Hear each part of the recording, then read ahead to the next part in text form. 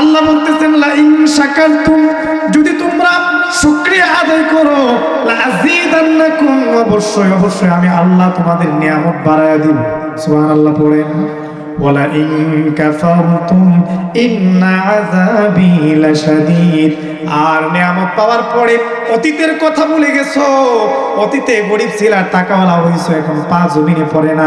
রিকশাওয়ালা সালাম দিলে জবাব দিতে চাও না, আত্মীয় স্বজনের পরিচয় দিতে চাও না। আল্লাহ বলেন ইন্না আযাবি লাশাদীদ, যদি নিয়ামত পায় আমার না শুকরিয়া করো, আমি আল্লাহর আযাব বড় ভয়ঙ্কর। নাউযুবিল্লাহ। এজন্য নিয়ামত পায় শুকরিয়া আদায় করব কার? আওয়াজ করে বলেন কার? মুহতারাম হাজিরিন, আল্লাহ রাব্বুল আলামিন এরপর থেকে লুকমান আলাইহিস সালামের নসিহত গুলো বলতেছেন। আল্লাহ বলেন ওয়া ইয ক্বালা লুকমানু লিবনিহি ওয়া হুয়া ইয়াইযুহু ইয়া বুনাইয়া লা তুশরিক বিল্লাহ ইন্নাশ শিরকা লাযুলমুন। তায়েফের কাফেরেরা চিনল না এই আলো, দুষ্ট ছেলেদের পিছু দিল লেলিয়ে। খেয়ে না খেয়ে দিন প্রচারের কাজে নিজেকে দিয়েছ বিলিয়ে। তায়েফের কাফেরেরা চিনল না এই আলো, দুষ্ট ছেলেদের পিছু দিল লেলিয়ে। পাথরের আঘাতে ক্ষত বিক্ষত হয়ে সারা শরীর থেকে রক্ত ঝরে। হে রাসূল, তোমাকে ভুলি আমি কেমন করে। হে রাসূল, তোমাকে ভুলি আমি কেমন করে। হাজারো ব্যথা বেদনার পরে ফিরে আসনি তুমি আপন ঘরে। দিনের আলো তুমি ছড়িয়ে দিতে চলে গেলে মদিনায় মক্কা ছেড়ে। হে রাসূল, তোমাকে ভুলি আমি কেমন করে। হে রাসূল, তোমাকে ভুলি আমি কেমন করে। আলহামদুলিল্লাহ পড়ি সবাই, একটু জোরে পড়ি আলহামদুলিল্লাহ। আল্লাহ তাআলা আমাদের সকলকে রসুলের খাঁটি উম্মত হিসেবে কবুল করুন। সকলে পড়ি আমিন। আরেকটু আওয়াজ করে পড়ি আমিন। আলহামদুলিল্লাহ।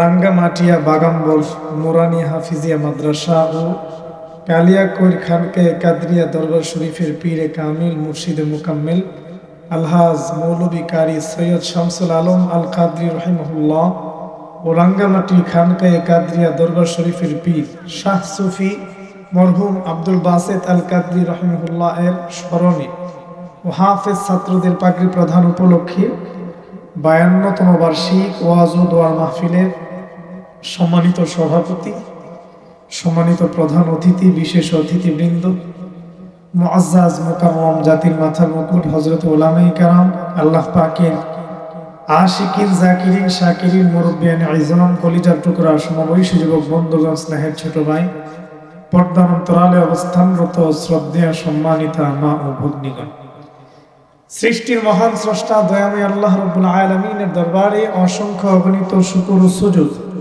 যে মহান রব এই ফিতনার সময় দুনিয়ার সমস্ত ফিতনা থেকে ফারিক করে 10 মায়ের 10 সন্তানকে আপন হয়ে একই জায়গায় জুড়ে মিলে বসার তৌফিক দান করেছেন।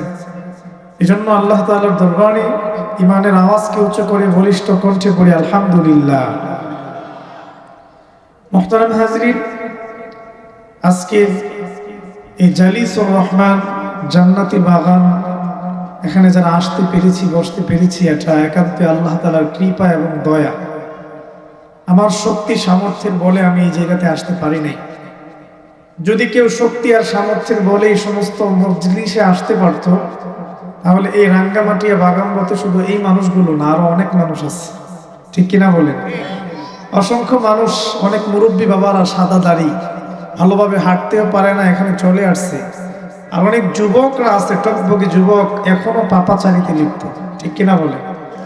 গুনার কাজে, আড্ডায়, মানুষের সমালোচনায়, দোকানপাটে বসে চা খাচ্ছে, আরেকজনের গীবত করতেছে, টিভির পর্দার দিকে তাকিয়ে আছে। অথচ পর্যাপ্ত সময় আছে, শরীরে শক্তিও আছে, কিন্তু এই সমস্ত মাঠে তারা আসতে পারে না, বা আল্লাহ তাআলা সকলকে আসার সুযোগ দেন না। আল্লাহ যাকে পছন্দ করেন, যাকে আল্লাহ ক্ষমা করতে চান, তাকে আল্লাহ এই সমস্ত মাজালিসুর রহমানে আসার বসার তৌফিক দান করেন। আলহামদুলিল্লাহ পড়েন। তার মানে আমরা যারা আসতে পেরেছি, অবশ্যই এটা আল্লাহ তাআলার দয়া, এবং আল্লাহ আমাদেরকে পছন্দ করেছেন, ঠিক কিনা? প্রিয় উপস্থিতি, এই দুনিয়াতে আমরা আসছি, আল্লাহ তাআলা আমাদেরকে পাঠিয়েছেন, আল্লাহ আমাদের উপর কিছু কর্মকে নির্ধারণ করে দিয়েছেন। একদিন মাটির ভেতরে হবে ঘর, রে মন আমার কেন বান্ধ দালান ঘর, রে মন আমার কেন বান্ধ দালান ঘর।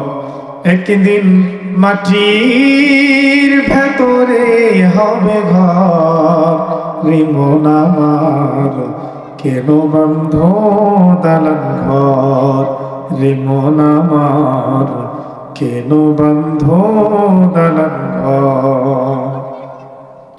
প্রাণ পাখি উড়ে যাবে পিঞ্জর ছেড়ে, ধরা দমে সবই রবে, তুমি যাবে চলে।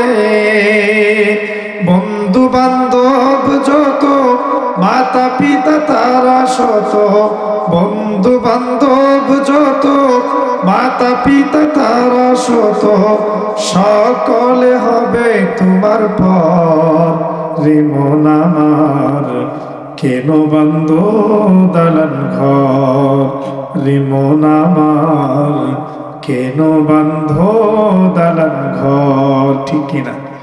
যাওয়া লাগবে নি কবরে? দেহ তোমার চোর মোচর, গলে পচে যাবে, শিরা উপশিরা গুলো ছিন্ন ভিন্ন হবে, মন্ডু মেরুদণ্ড সবই হবে খণ্ড খণ্ড, মন্ডু মেরুদণ্ড সবই হবে খণ্ড খণ্ড, পরে রবে মাটির উপর, রে মন আমার কেন বান্ধ দালান ঘর, রে মন আমার কেন বান্ধ দালান ঘর। একদিন মাটির ভেতরে হবে ঘর, রে মন আমার কেন বান্ধ দালান ঘর। ঠিক কিনা? আজকে দুনিয়া সাজাইলাম, আমার আখেরাতের পাতা শূন্য হইয়াছে, বয়স হয়ে গেছে 70-80, এখনো মসজিদের রাস্তাটা আমি চিনি না, ইমাম সাহেবের সাথে আমার সম্পর্ক নাই, মসজিদের সাথে আমার সম্পর্ক নাই, আল্লাহর সাথে আমার সম্পর্ক নাই, দুনিয়া নিয়ে ব্যস্ত আছি। আল্লাহ, যারা বসেছে, যারা মাইকের আওয়াজ যাদের কানে যাচ্ছে, সকলকে যেন মৃত্যুর প্রস্তুতি নেওয়ার তৌফিক দান করে, সকলে পড়ি আমিন। আরেকটু আওয়াজ করে পড়ি আমিন। মুহতারাম হাজরিন, আমি আপনাদের সামনে পবিত্র কোরআনুল কারীমের 114টা সূরার মাঝে অন্যতম একটা প্রসিদ্ধ সূরা সূরাতুল লুকমানের 12 নম্বর আয়াত, 13 নম্বর আয়াত তেলাওয়াত করেছি। এই 13 নম্বর আয়াত থেকে ধারাবাহিক যতটুকু সময় পাই আলোচনা করব।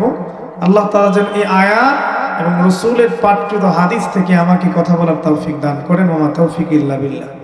আপনাদের সামনে আমি যেই সূরাটা তেলাওয়াত করেছি, সূরার নাম হচ্ছে সূরাতুল লুকমান। এই সূরাতুল লুকমান আল্লাহ তাআলা একজন ব্যক্তির নামে পুরো একটা সূরার নামকরণ করেছেন। লুকমান আলাইহিস সালাম। অকৃতজ্ঞ হওয়া যাবে না, আল্লাহর শুকরিয়া আদায় করতে হবে, ঠিক কিনা? লুকমান আলাইহিস সালাম বলেন, তুমি আমাকে চিনছো, আমি তো ওই রাখালি ছিলাম, আমি আগে রাখালি করতাম, তো আল্লাহ এখন আমাকে সচ্ছলতা দিয়েছে, আলহামদুলিল্লাহ পড়ে।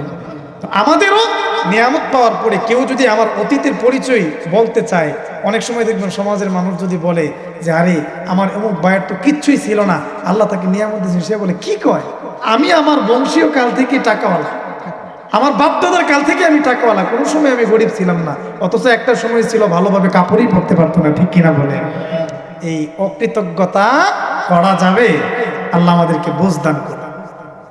আল্লাহ বলতেছেন, আমি কেন লুকমানকে হিকমত দিলাম, জ্ঞান দিলাম, যেন সে আমার শুকরিয়া আদায় করতে পারে।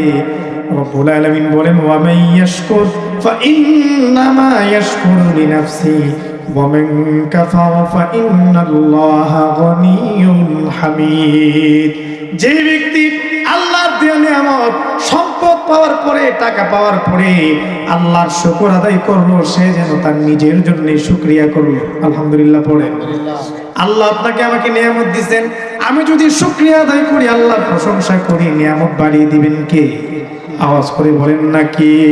আল্লাহ কোরআনের আরেক আয়াতে বলতেছেন, লা ইন শাকারতুম লা আযীদান্নাকুম ওয়া লা ইন কাফারতুম ইন্না আযাবি লাশাদীদ। জোরে পড়ুন আল্লাহু আকবার। আল্লাহ বলতেছেন, লা ইন শাকারতুম, যদি তোমরা শুকরিয়া আদায় করো, লা আযীদান্নাকুম, অবশ্যই অবশ্যই আমি আল্লাহ তোমাদের নিয়ামত বাড়ায়া দিব। সুবহানাল্লাহ পড়েন। ওয়ালা ইন কাফারতুম ইন্না আযাবি লাশাদীদ। আর নিয়ামত পাওয়ার পরে অতীতের কথা ভুলে গেছো। অতীতে গরিব ছিল, টাকাওয়ালা হইছো, এখন পা জমিনে পড়ে না, রিকশাওয়ালা সালাম দিলে জবাব নিতে চাও না, আত্মীয় স্বজনের পরিচয় দিতে চাও না। আল্লাহ বলেন, ইন্না আযাবি লাশাদীদ, যদি নিয়ামত পায় আমার না শুকরিয়া করো, আমি আল্লাহর আযাব বড় ভয়ঙ্কর। নাউযুবিল্লাহ। এই জন্য নিয়ামত পায় শুকরিয়া আদায় করবো কার? আওয়াজ করে বলেন কার? মুহতারাম হাজিরিন, আল্লাহ রাব্বুল আলামিন এরপর থেকে লুকমান আলাইহিস সালামের নসিহত গুলো বলতেছেন। আল্লাহ বলেন, ওয়া ইয ক্বালা লুকমানু লিবনিহি ওয়া হুয়া ইয়াইযুহু ইয়া বুনাইয়া লা তুশরিক বিল্লাহ ইন্নাশ শিরকা লাযুলমুন আযীম। জোরে পড়ুন আল্লাহু আকবার।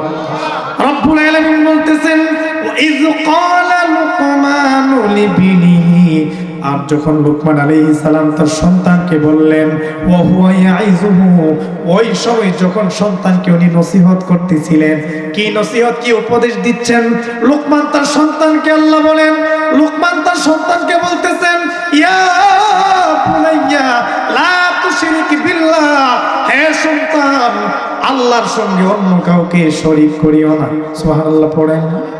আমাদের জমিনে শিরিক আছে না নাই? আমরা আল্লাহর পায়ে, আল্লাহর কুদরতি কদমে সেজদা দিই, আবার মাজারে গিয়েও সেজদা দিই, ঠিক কিনা বলেন? আমরা আল্লাহর পায়ের নিচে, আল্লাহর কুদরতি কদমে সেজদা দিই, পীরের পায়ের নিচে গিয়ে সেজদা দিই, ঠিক কিনা বলেন? এই যে শিরিক গুলো আমরা করতেছি, আল্লাহ বলেন, ইন্নাশ শিরকা লাযুলমুন আযীম, শিরিক হচ্ছে মস্ত বড় জুলুম। কেউ যদি শিরিকের গুনাহ নিয়ে আল্লাহর সামনে দাঁড়ায়, আল্লাহ তামাম দুনিয়ার সমস্ত অপরাধকে ক্ষমা করে দিবে। কিন্তু আল্লাহর কোন বান্দা 80 বছর ইবাদত করছে আল্লাহর, হঠাৎ করে যদি কোন পীরের পায়ের কাছে গিয়ে সেজদা মারে, মাজারে গিয়ে সেজদা মারি, 70 বছর 80 বছরের ইবাদত নষ্ট করে দিবে কে? সবাই বলেন না কেন কে? এজন্য এই শিরিকগুলো করা যাবে? আমাদের সমাজে শিরিকের অভাব নাই। আমরা সন্তান চাই গিয়ে মাজারে, তাকদির পরিবর্তন করতে পারে পীর। মাজারে গিয়ে আমরা সন্তান চাই, গরু নিয়ে যাই, খাসি নিয়ে যাই, ঠিক কিনা বলেন? এই যে শিরিকগুলো আপনি আমি করলাম, আল্লাহ বলেন না, আল্লাহ তাআলা বলেন, লা তুশরিক বিল্লাহ। লুকমান তার সন্তানকে বলতেছেন, সন্তান রে, ইবাদত করবা, আল্লাহর ইবাদতের সঙ্গে অন্য কাউকে শরীক করা যাবে না। শরীক করলে কি হয়? ইন্নাশ শিরকা লাযুলমুন আযীম, শিরিক হচ্ছে একটা জুলুম, মস্ত বড় জুলুম। এখন জুলুমের ব্যাখ্যা কি? মুফাসসিরিন কেরাম এই আয়াতের তাফসীর বলেন, জুলুম বলা হয় ওয়াদউস শাইই আলা গায়রি মাহাল্লিহি। জুলুম বলা হয় একটা জায়গাকে তার পাত্রে না রেখে, একটা জিনিসকে তার পাত্রে না রেখে অপাত্রে ব্যবহার করা। আমার টুপি, এই যে টুপিটা, টুপির জায়গা কোনটা? সবাই বলেন টুপির জায়গা কোনটা? এখন আমি টুপিকে যদি মাথায় না পরে হাঁটুতে পরি, হইল নি? এটা টুপির উপরে আমি জুলুম করলাম, ঠিক কিনা বলেন? ঠিক তেমনি ভাবে সেজদা দেওয়ার মালিক একমাত্র আল্লাহ, ইবাদতের মালিক একমাত্র আল্লাহ, ইবাদত করার যোগ্যতা খালেক একমাত্র আল্লাহ, মালিক একমাত্র আল্লাহ। একমাত্র আল্লাহর কুদরতি কদমে সেজদা দেওয়া যাবে। আল্লাহ সন্তান দেওয়ার মালিক, রিজিক দেওয়ার মালিক, আল্লাহ তাআলা মরণ দেওয়ার মালিক, জীবন দেওয়ার মালিক, আল্লাহ ভাগ্য পরিবর্তনের মালিক। দুনিয়ার কোনো মাখলুককে আল্লাহর সঙ্গে শরীক করা যাবে না, ঠিক কিনা? যদি শরীক করেন, আল্লাহ বলেন ইন্নাল্লাহা লা ইয়াগফিরু আইয়ুশরাকা বিহি ওয়া ইয়াগফিরু মা দুনা যালিকা লিমান ইয়াশা। আল্লাহ চাইলে আপনার 70 বছর 80 বছরের সমস্ত গুনাহ মৃত্যুর পরে ক্ষমা করে দিতে পারেন, কিন্তু কেউ যদি শিরিক করে মারা যায়, এই শিরিকের গুনাহ আল্লাহ কি করবেন না? ক্ষমা করবেন না। আল্লাহ শিরিক থেকে আমাদেরকে বাঁচায় রাখুন, সকলে পড়ি আমিন।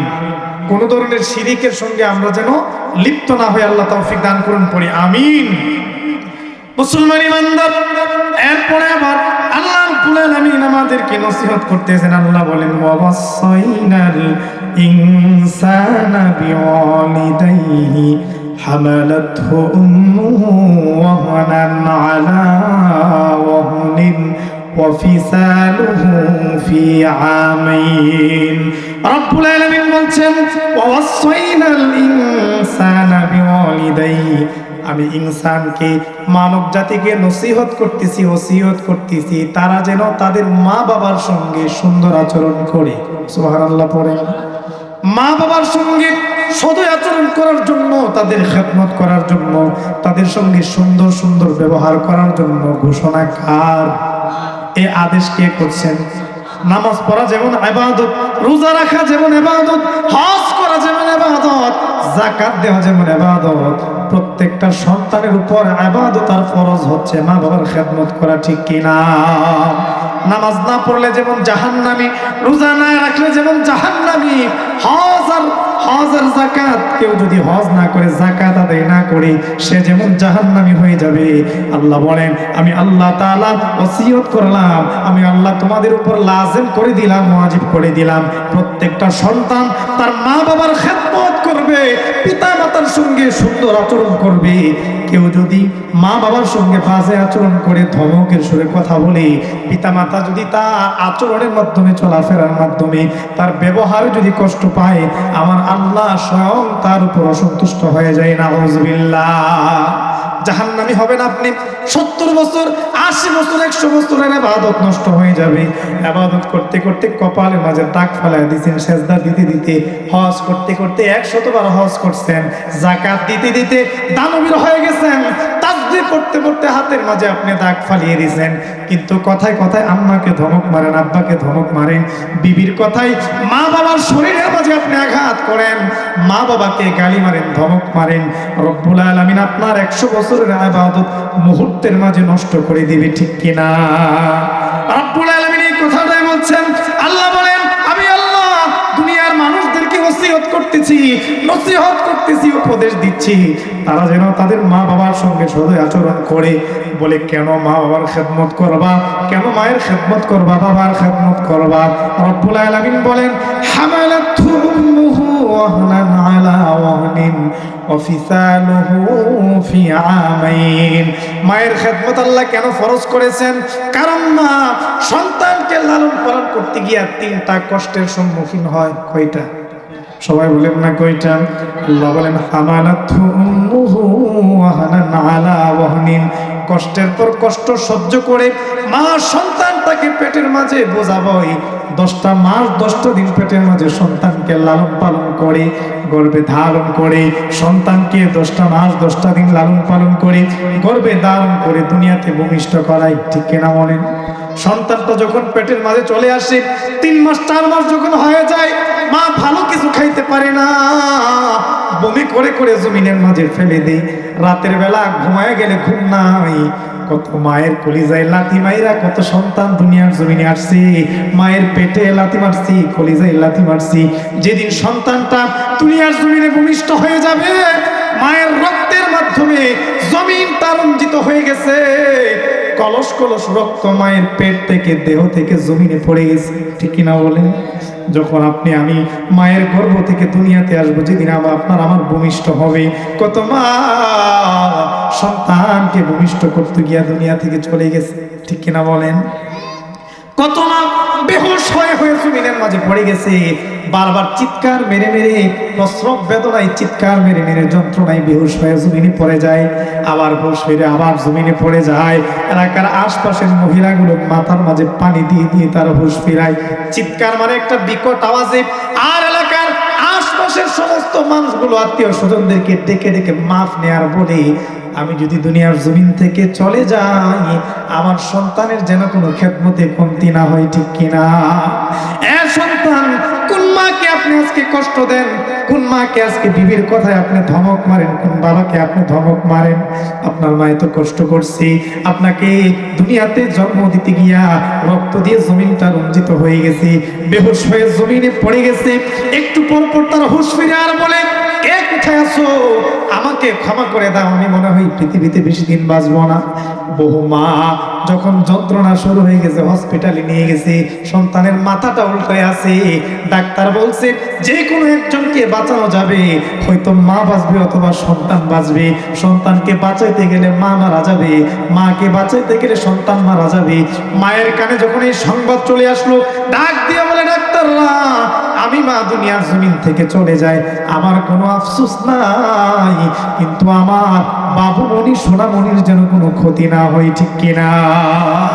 নিজের জীবনের ঝুঁকি নিয়ে নিজের জীবনকে বিপাকের মাঝে ফেলিয়া যেই মা আপনাকে আমাকে দুনিয়ার জমিনে জন্ম দিয়েছে, দুনিয়ার আলো বাতাসের মুখ দেখাইছে, যেই বাবা নিজে রিক্সা চালায়া মাটি কেটে মুনি দিয়া আপনাকে আমাকে মানুষ করেছে, আজকে সেই মা বাবার অন্তরে আমি আঘাত দিতেছি। বিয়ে করেছি, মা বাবার অন্তরে বিবির কথায় আঘাত দিতেছি, বিবির জন্য 20,000 25,000 টাকার কাপড় কিনে আনি, কিন্তু বাবার জন্য একটা 500 টাকার লুঙ্গিও জুটে না। মায়ের জন্য মার্কেটের সবচেয়ে নরমাল কাপড়টা আমি কিনে আনলাম। মায়ের মনের মাঝে বিবির কথাই মিথ্যা তুহমত দিয়েছে, কান পড়া দিয়েছে বিবি, মাকে আমি তার কথাই যাচাই না করে ধমক মারলাম, বাবাকে ধমক মারলাম, এই যে অপরাধগুলো করলাম। আল্লাহ বলেন, এ দুনিয়ার সন্তানরা, পিতা মাতার সঙ্গে বাজে আচরণ করা যাবে না, তাদেরকে ধমক দেওয়া যাবে না। কেন জানোনি? কারণ তোমার মা তোমাকে ভূমিষ্ঠ করছে, 10টা মাস 10টা দিন তোমাকে পেটের মাঝে বোঝা হয়েছে। শুধু তাই না, দুনিয়ার জমিনের মাঝে তুমি যখন আসছো, তোমার দাঁত ছিল না, হাড্ডি খাইতে পারতা না, গোশত খাইতে পারতা না। আমার আল্লাহ রব্বুল আলামিন মায়ের বুকের মাঝে এমন এক মেশিনের ব্যবস্থা করে দিয়েছেন, এমন এক খাবারের ব্যবস্থা করে দিয়েছেন। আল্লাহ তাআলা তোমার দিকে লক্ষ্য করে খাবারটাকে অতিরিক্ত গরমও করেন নাই, জিহ্বা পুড়ে যাবে, আবার অতিরিক্ত ঠান্ডাও লাগান, ঠান্ডাও করেন নাই, বুকের মাঝে কফ জমে যাবে। আল্লাহ নরমাল ভাবে মায়ের বুকের মাঝে দুধের ব্যবস্থা করে দিয়েছেন। সেই মা 10টা মাস 10টা দিন তোমাকে পেটে রাখছে, ভূমিষ্ঠ করাইছে, 2.5 বছর তোমাকে কষ্ট করে দুধ পান করাইছে। আল্লাহ বলেন, সাবধান, এই জন্য আমি আল্লাহর আদেশ হয়েছে তোমরা কোনোদিন পিতা মাতার সঙ্গে বাজে আচরণ করতে পারবা না। সুবহানাল্লাহ। রব্বুল আলামিন কুরআনুল কারীমের আরেক জায়গাতে বলেন, ওয়াকাযা রাব্বুকা আল্লা তা'বুদু ইল্লা ইয়্যাহু ওয়া বিল ওয়ালিদাইনি ইহসানা ইম্মা ইয়াবলুগান্না ইনদাকাল কিবারা আহাদুহুমা আও কিলাহুমা ফালা তাকুল লাহুমা উফফিউ ওয়ালা তানহারহুমা ওয়া কুল লাহুমা কাওলান কারীমা। রব্বুল আলামিন এখানে আল্লাহর ইবাদতের পরে আল্লাহ বলতেছেন, ওয়াকাযা রাব্বুকা আই আলজামা আওজাবা, আমি রবের সিদ্ধান্ত হচ্ছে তোমরা আল্লাহর ইবাদত করবা, আল্লাহর সঙ্গে অন্য কাউকে শরীক করা যাবে না। আল্লাহর ইবাদতের পরে দুনিয়ার মাঝে সবচাইতে বড় হক তোমাদের উপর, প্রত্যেকটা সন্তান মা বাবার সঙ্গে সুন্দর আচরণ করবা। সুবহানাল্লাহ পড়েন, একটু আওয়াজ করে পড়েন সুবহানাল্লাহ। আল্লাহ বলেন, এ দুনিয়ার মানুষ, মা বাবার খেদমত করবা।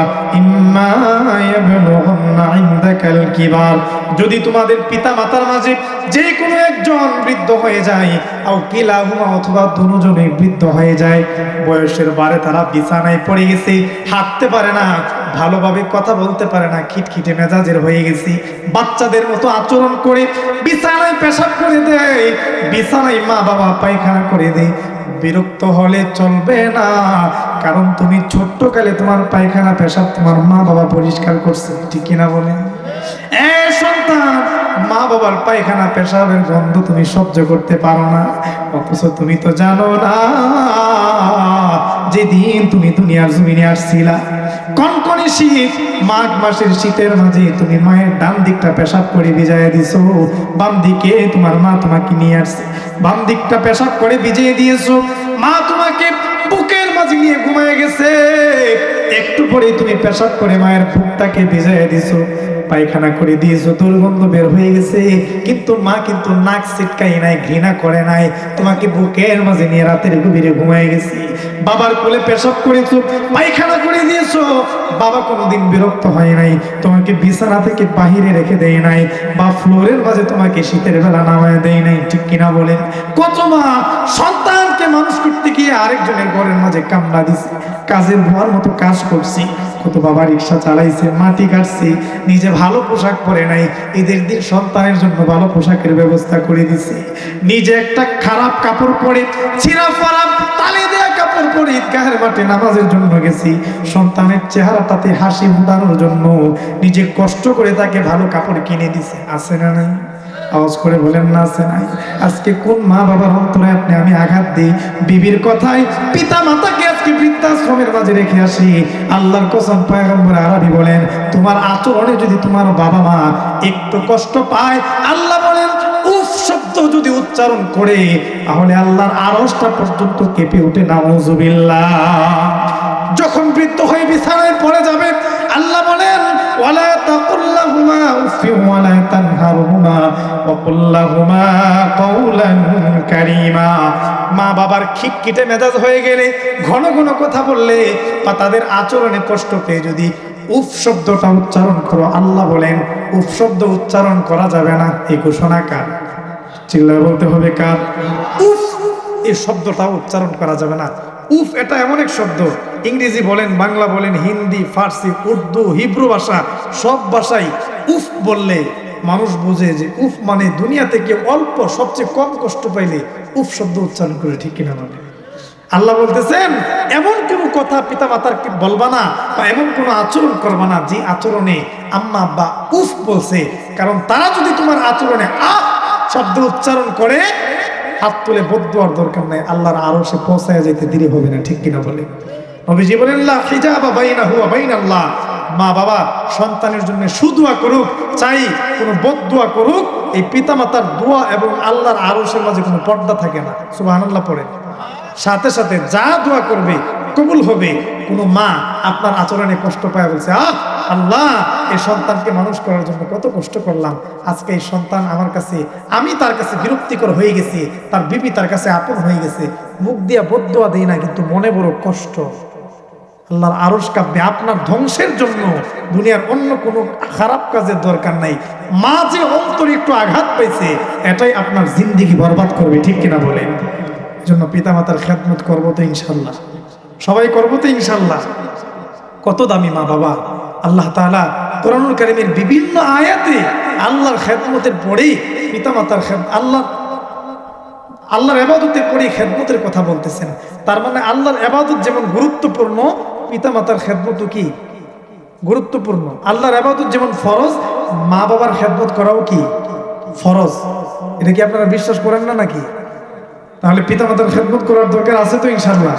নিয়ত করেন, আমার আচরণে, আমার কোনো ব্যবহারে আম্মা কষ্ট পাইছে, বাবা কষ্ট পাইছে, আল্লাহর কসম আজকের এই মাহফিল থেকে গিয়ে যদি পায়ে পড়ে যান, বা আব্বার হাতটা ধরে বলেন আব্বা বিবির কথায় আপনাকে কষ্ট দিছি, বা রাগের মাথায় একটা ধমক মারছি, মাফ করে দেন, আপনার পিতামাতার সাথে সাথে চোখের পানিটা ছেড়ে আপনাকে মাফ করে বুকে টেনে নিবে, বলেন ঠিক কিনা? কারণ পৃথিবীতে আল্লাহ তাআলা পিতামাতাকে দয়ার সাগর বানায় পাঠাইছে। সমাজের সমস্ত মানুষের কাছে সন্তান খারাপ, কিন্তু মা বাবার কাছে সে খারাপ না। বিবি স্বার্থের জন্য মহাব্বত করে, ছেলেটা স্বার্থের জন্য মহাব্বত করে, একটা হাত অ্যাক্সিডেন্টে আপনার চলে গেছে, একটা পা চলে গেছে, 1 বছর 2 বছর পরে বউর যৌবন আছে, আরেক জামাই খুঁজা নিব, ঠিক কিনা বলেন? থাকবে না, আপনার খেদমত করবে না। ছেলে মেয়ে আপনি তাদেরকে ইনকাম করে দিতে পারেন না, আপনাকে তারা বোঝা মনে করবে, কিন্তু আপনার 2 পা কেটে পঙ্গু হয়ে বিছানায় পড়ে আছেন, আপনার মা বাবা আপনাকে ফেলে দিবে। পিতামাতা কখনো ফেলবে না।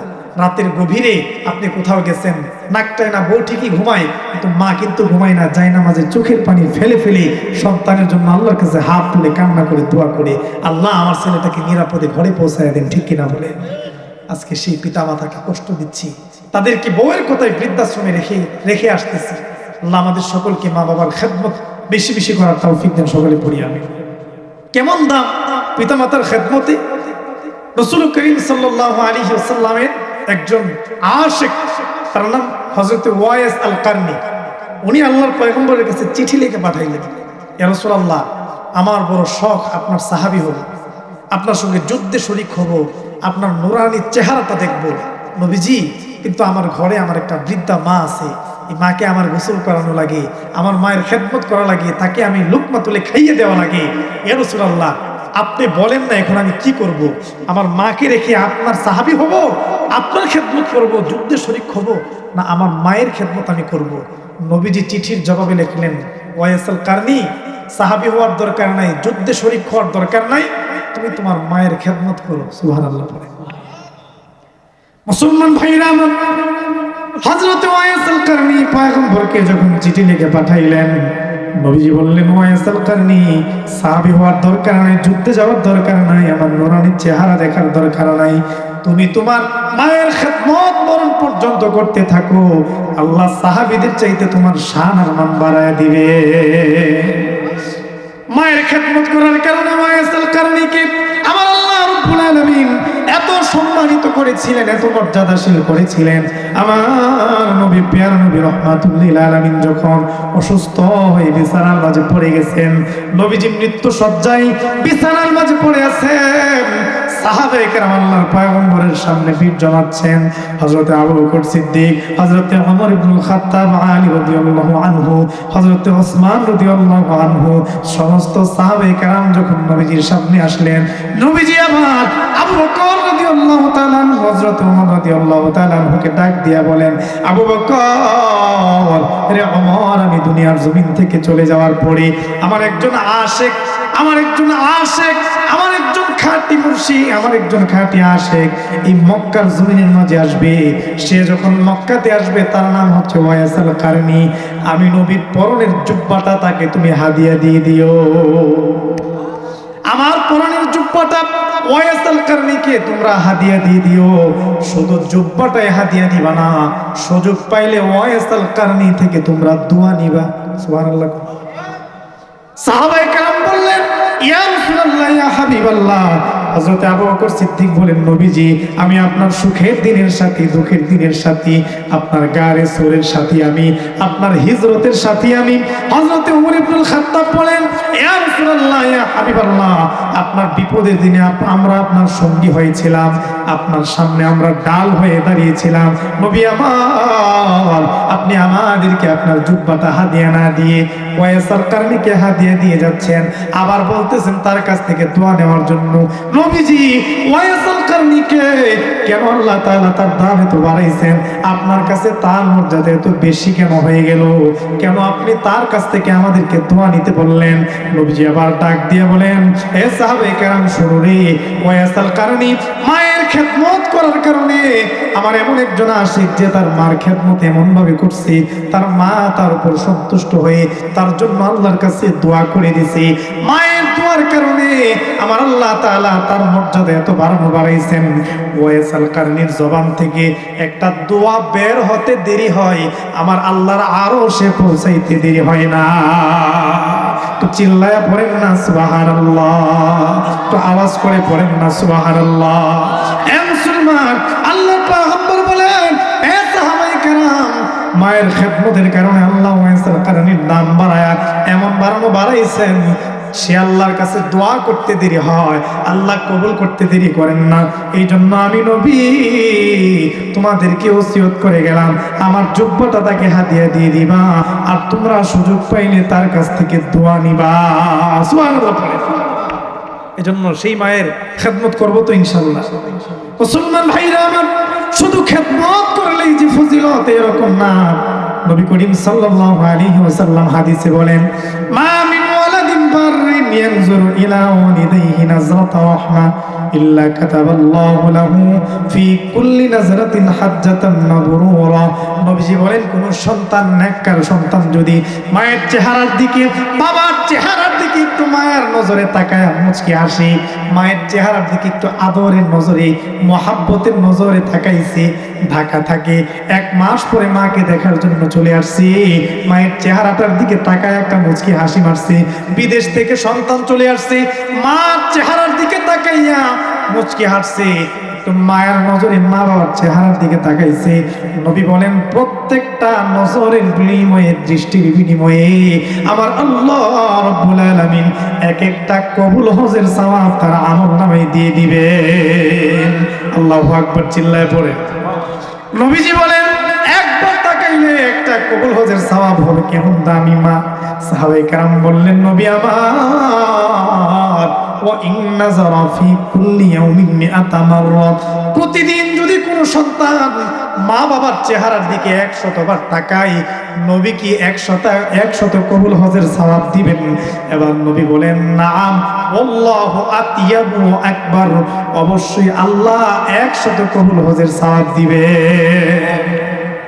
শুধু তাকাইলেই কবুল হজের সওয়াব। সেই পিতামাতার খেদমত করবো তো ইনশাআল্লাহ। আল্লাহ আমাদেরকে তৌফিক দান করুন, সকলে পড়ি আমিন। আল্লাহ তাআলা এই কথাটাই বলতেছেন, ওয়াসাইনাল ইনসানা বিওয়ালিদাইহি হামালাতহু উম্মুহু ওয়াহনান আলা ওয়াহনিন ওয়া ফিসালুহু ফি আমাইন আনিশকুর লি ওয়া লিওয়ালিদাইক ইলাইয়াল মাসির। রব্বুল আলামিন বলতেছেন, পিতামাতার খেদমত করো, কারণ মা বাবা তোমাকে পেটের মাঝে লালন পালন করছে, ভূমিষ্ঠ করছে, 2.5 বছর দুগ্ধ পান করাইছে, এবং আমি আল্লাহর শুকরিয়া আদায় করো, এবং তোমার মা বাবা যে তোমাকে লালন পালন করছে তাদেরও শুকরিয়া আদায় করো। সুবহানাল্লাহ। এরপরে আল্লাহ রাব্বুল আলামিন বলছেন, ওয়া ইন জাহাদাকা আলা আন তুশরিকা বি মা লাইসা লাকা বিহি ইলম ফালা তুতি'হুমা ওয়া সাহিবহুমা ফিদ দুনিয়া মা'রুফা। রব্বুল আলামিন বলেন, মৃত্যু পর্যন্ত মা বাবার খেদমত করবা, তবে সাবধান উম্মত সাবধান, তোমার কোন তোমাদের মা বাবা যদি তোমাদেরকে এমন কোন কাজ করার জন্য চাপ দেয়, বল প্রয়োগ করে, আদেশ করে, যে কাজ করলে আল্লাহর বিরুদ্ধে চলে যাবে, ইসলামের বিরুদ্ধে তোমার কাজ চলে যাবে, কোরআনের বিরুদ্ধে চলে যাবে, নবীর আদর্শের বিরুদ্ধে চলে যাবে, পিতামাতার ওই রকম ইসলাম বিদ্বেষী কাজকে মান্য করা যাবে? মা বাবা যদি বলে এমন একটা গুনাহ করে আসো, করা যাবে নাকি? আম্মা বাবা বলছে, বাজারে গেছে, আমাদের সমাজে বহু ঝগড়া ফাসাদ আছে, যে উত্তর পাড়ার জব্বর, সে আমাকে গালি মারছে, অপমান করছে বাজারে, ওর প্রতিশোধ না নিয়ে ঘরে আসতে পারবি না, তোর চেহারা আমি দেখবো না। এমন ওসিয়ত পিতামাতা করে কিনা? মারা যাইব ওসিয়ত কইরা যা সন্তান নেই। আমাদের ওই এলাকাতে এই সিস্টেম অনেক এলাকাতে আছে, যে গ্রামে গ্রামে ঝগড়া লাগে, মারা গেছে বাবা, ঝগড়া, এলাকার ঝগড়া থামে নাই, সন্তানকে বলছে, ওই উত্তরপাড়া রাঙ্গামাটি বাগাম্বর জব্বরে আব্দুর রহমান, তার সঙ্গে আমার দ্বন্দ্ব ছিল, ঝগড়া ছিল, আমি মৃত্যুর পরে ওসিয়ত করে গেলাম, আমার পক্ষ থেকে প্রতিশোধরা তুই নিবি। নাউজুবিল্লাহ। এরকম আদেশ যদি করে, এটা মানা যাবে? মান্য করা যাবে না। যদি মান্য করেন তাহলে আপনি গুনাহ করলেন, অপরাধ করলেন। আব্বা আম্মা বলছে, যাও মাজারে গিয়ে গরু দিয়ে আসো, পীরের পায়ে সেজদা দিয়ে আসো, ও মাজারে গিয়ে সেজদা দিয়ে আসো, এই শিরিকগুলো করা যাবে? যারা আল্লাহর ওয়ালি বুজুর্গ, তাদের সম্মান আল্লাহর কাছে কম না বেশি? তারা কি বলছে? পায়ে গিয়ে সেজদা দিতে, মাজারে সেজদা দিতে বলছে। তাদের মর্যাদা আমরা ভুলুণ্ঠিত করব না, নষ্ট করব না, তাদের দাম আল্লাহর কাছে অনেক বেশি। কিন্তু এমন কোনো কাজ করব না যেই কাজ করলে আল্লাহর সঙ্গে তাকে মিলিয়ে ফেললাম, আল্লাহর সাথে শিরিক করলাম। ঠিক কিনা বলেন? আমি যদি বউকে মহাব্বত করতে করতে এমন মহাব্বত করি, বউরে বলে ফেলছি, আম্মা বউ থাকবো না, সবাই বলেন থাকবো না, তালাক হয়ে যাবে। এখন আমরা তো আমাদের মহাব্বতের পর্যায়টা এমন গেছে যে আমরা রসুলকে ভালোবাসি কিনা, সবাই বলেন মহাব্বত করি কিনা? কিন্তু রসুলকে মহাব্বত করতে বিজি আছেন উম্মতে মুহাম্মাদি, রসুলের প্রত্যেকটা সুন্নত মানা লাগবে, না মানলে জাহান্নামী হবে, রসুলের শাফাআত পাবে না। কিন্তু আল্লাহর সাথে রসুলকে মিলানো যাবে না। আল্লাহ বুঝদান করুন, সকলে পড়ি আমিন। পিতা মাতা এমন আদেশ করছে যে আদেশটা আল্লাহর বিরুদ্ধে, কোরআনের বিরুদ্ধে, নবীর সুন্নতের বিরুদ্ধে, ইসলামের বিরুদ্ধে, তাদের এই আদেশ মানা যাবে না। আল্লাহ আমাদেরকে বুঝ দান করুন, সকলে পড়ি আমিন। মুসলমান ভাইরা আমার, এরপরে আল্লাহ রাব্বুল আলামিন বলতেছেন, লোকমান আলাইহিস সালাম তার সন্তানকে নসিহত করতেছেন, সন্তানরে ওয়াত্তাবি' সাবিলা মান আনাবা ইলাইয়া সুম্মা ইলাইয়া মারজিউকুম ফাউনাব্বিউকুম বিমা কুনতুম তা'মালুন। জোরে পড়ুন আল্লাহু আকবার।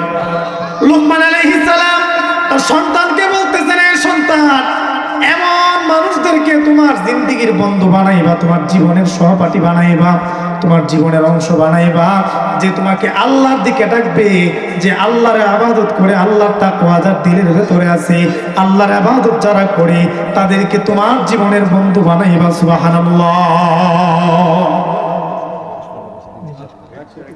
তো মুহতারাম হাজরিন, এখানে লোকমান আলাইহিস সালাম ওনার সন্তানকে, আমি শেষ করে দিচ্ছি 2 মিনিটে নসিহত গুলো করে, ওনার সন্তানকে উনি বলতেছেন, সন্তান, জীবনে এমন মানুষকে বন্ধু বানাইবা যারা আল্লাহর দিকে দাবিত, যারা নেককার, সালেহ, আলেম, যারা আল্লাহওয়ালা, তাদেরকে বন্ধু বানাইবা।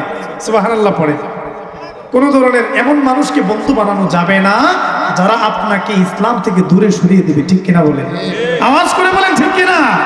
বন্ধু বানাতে হবে যারা নেককার, সাদেক, যারা সমাজের মাঝে অনুসরণীয় ব্যক্তি, অনুকরণীয় ব্যক্তি, তাদেরকে বন্ধু বানাতে হবে। কারণ নবী বলেছেন, আলমার ও মা মান আহাব্বা, যার সাথে যার মহব্বত, তার সাথে তার কিয়ামত। আপনার জীবনের বন্ধু যদি খারাপ হয়, বন্ধুর কারণে অনেক ব্যক্তি জাহান্নামে হয়েছে। যেমন হযরত ইব্রাহিম আলাইহিস সালামের বাবা, উনি পয়গম্বরের পিতা হওয়ার পরেও বন্ধুগুলো খারাপ, জান্নাতি না জাহান্নামী? সঙ্গ খারাপ হওয়ার কারণে নবীর বাবা জান্নাতি না জাহান্নামী? জাহান্নামী। লূত আলাইহিস সালামের স্ত্রী, পয়গম্বরের স্ত্রী, কিন্তু তার বান্ধবীগুলো খারাপ ছিল, সঙ্গগুলো খারাপ ছিল, জাহান্নামী। নূহ আলাইহিস সালামের সন্তান, পয়গম্বরের সন্তান হওয়ার পরেও জাহান্নামী।